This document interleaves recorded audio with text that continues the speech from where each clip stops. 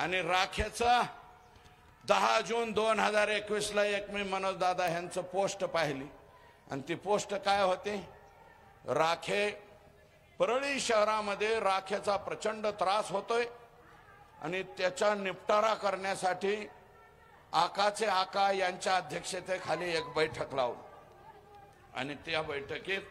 बसलेले लोक आणि आता मी माहिती घेतली त्या राखाची, मला वाटतं परभणी जिल्ह्याच्या सोनपेठ पोत सुद्धा डोळ्यात भरायला येत असेल,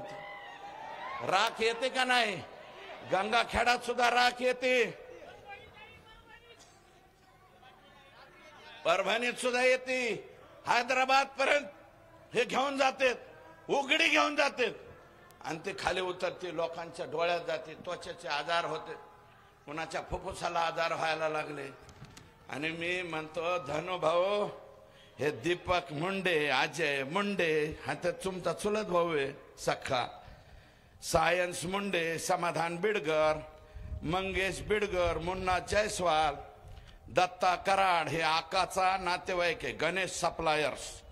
पप्पू फड, बाळू बिडगर, महेश शेप, कृष्णा मुंडे, गोविंद मुंडे, चंद्रकांत फड, सचिन जाधव आघाव, हे लोक कोण आहेत, हे तुमचेच आहेत, सगळे थर्मल उपसून घ्या। 10 वर्ष झालं नंगा नाच चाललाय तिथे, कोणी बी जातंय, जेसीबी लावतंय, उचलून नेते। 20-20 वर्ष झालं या परळी थर्मल मध्ये जसे नोकरीला लागले तसे रिटायर व्हायची पाळी आली काही कर्मचारी। 20-20 वर्ष कुठे एका जागेवर राहतात का सरकारी कर्मचारी, ते फक्त परळी ते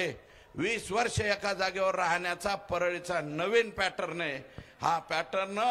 महाराष्ट्र राज्याने स्वीकारावा अशा प्रकारची विनंती राज्याचे मुख्यमंत्री